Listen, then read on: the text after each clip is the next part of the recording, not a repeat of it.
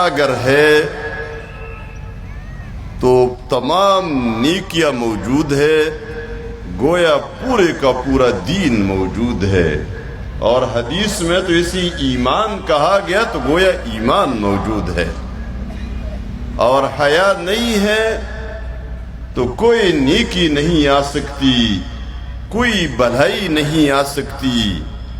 اور یہ اس لیے کہ حیا نہ ہونے کی وجہ سے ایمان رخصت ہو جاتا ہے، اور ایمان کے رخصت ہو جانے کے بعد کسی نیکی کا اور نیک کام کا کوئی فائدہ نہیں ہوتا۔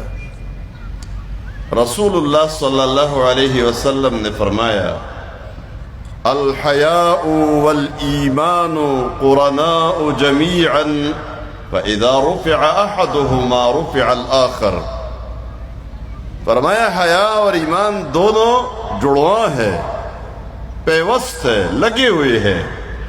جب ان دونوں میں سے ایک کو اٹھا دیا جاتا ہے تو دوسرا خود بخود اٹھ جاتا ہے۔ جہاں آپ نے دیکھا کہ بے حیائی آ گئی ہے، اس کا مطلب یہ ہے کہ یہاں سے ایمان رخصت ہو گیا ہے۔ جہاں حیا موجود ہے تو آپ یقین کر سکتے ہیں یہاں ایمان موجود ہے۔